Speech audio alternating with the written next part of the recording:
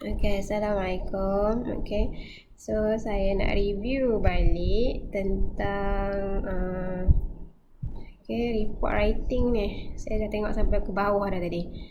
Actually, this one, okay, alright. So, number one, introduction. Tajuk, pastikan introduction tu you bold. Dah betul dah bold. Tapi jangan letak center.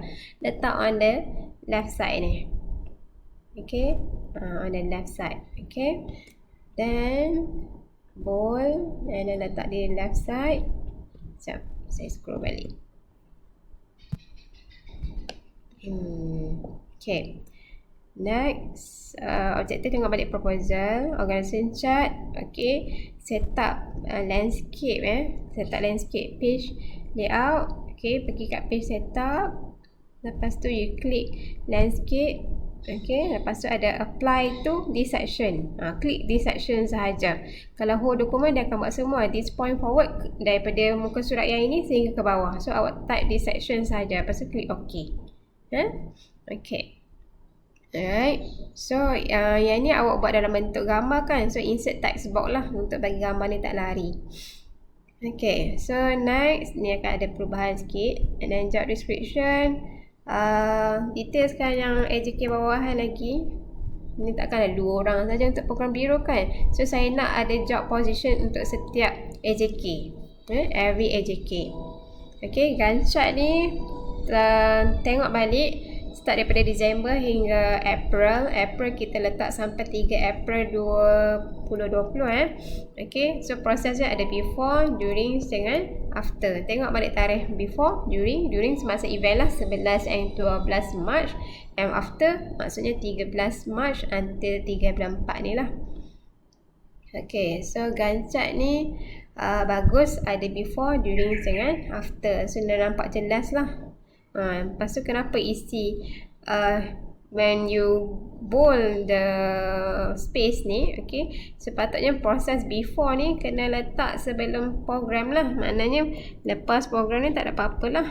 Check rules. Check rules takkanlah daripada minggu kedua Disember tu sehingga April. Tak logik kan. So ni tak logik. So check balik yang you lorekkan, hitamkan bold space tu.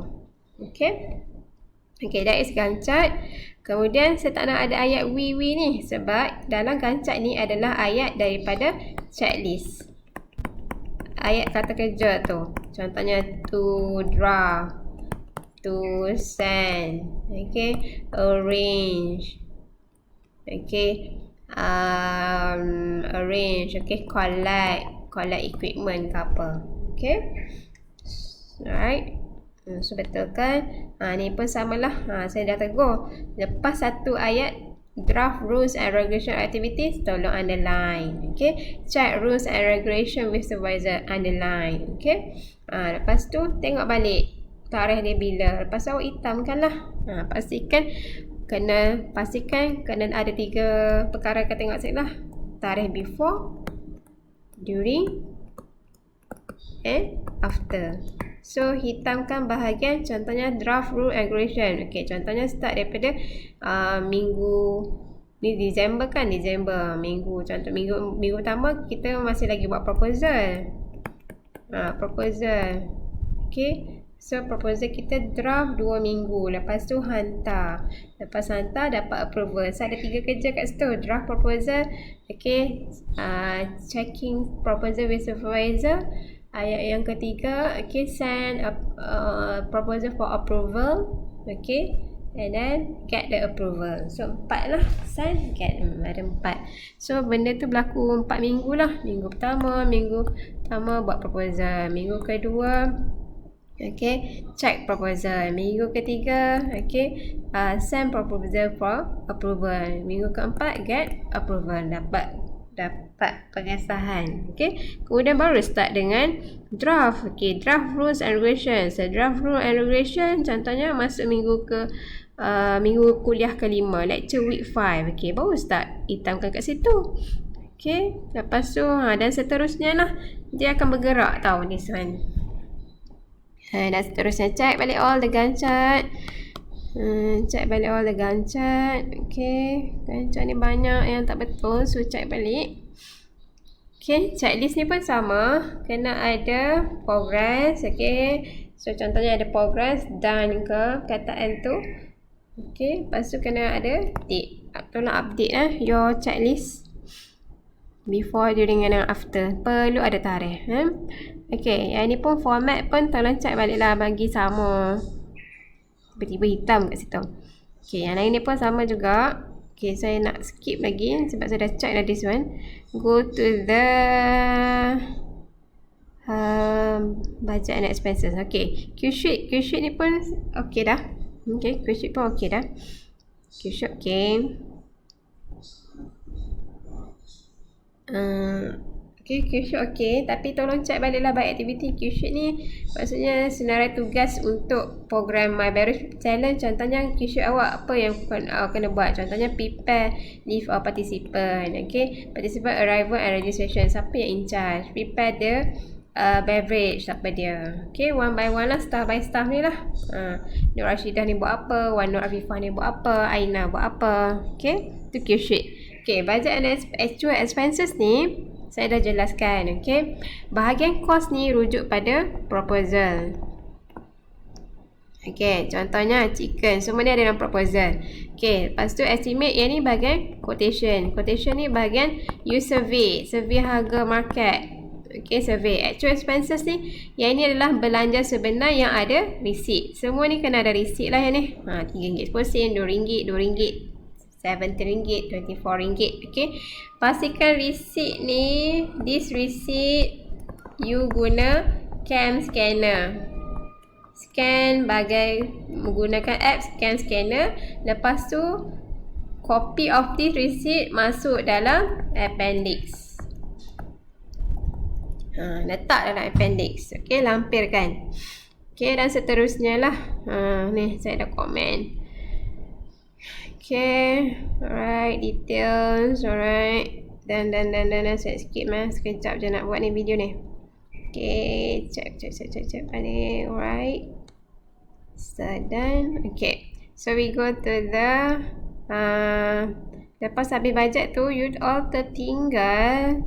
Lepas budget ada analysis of expenses. Ni. Okay, the analysis on expenses. So, contohnya lah, tadi kan you dah buat proposal, cost tu daripada proposal. Kemudian estimate budget adalah quotation, survey quotation. Actual expenses itu adalah belanja sebenar yang ada receipt. Okay, kalau tak ada receipt tu mungkin daripada sponsorship. So, you update lah nama company sponsorship dekat hujung sekali.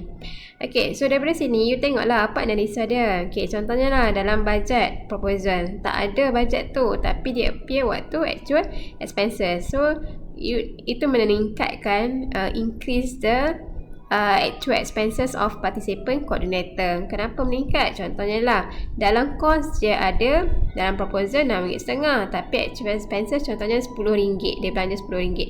Okay, so ada perbezaan RM3.50.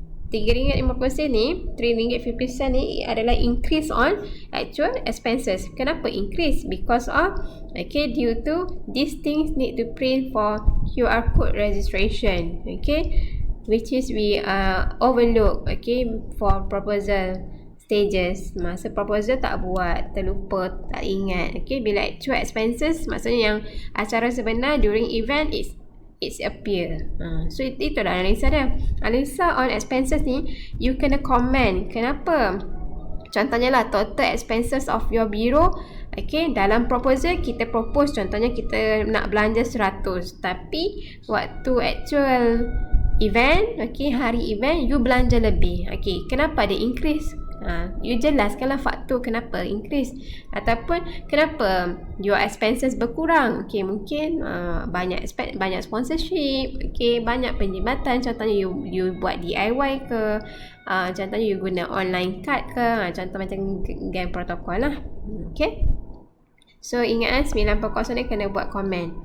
Okay, so analysis ni table bagi sama, format dia sama. Kemudian SWOT ni you buat sedikit komen. Adalah report sikit, kena ada ayat. Okay, COVID, tiba-tiba COVID. Kenapa COVID? You jelaskan what happened to the COVID ni. Okay, dan seterusnya lah. Update. Okay, Alright, that's all. Second last, how to overcome problem. Okay, problem ni you buat dalam method table. Okay, alright, number. Okay, problem. Contohnya yang pertama. Okay, workshop. Apa problem dia? Masalah nombor 1. Okay, dia kata apa? Make sure everything are well prepared. Apa masalah dia? Tak nampak apa masalah dia. Contohnya lah. Okay, the space of conference room was not suitable for this pocket talk. This is because, contohlah, this is because participant complain.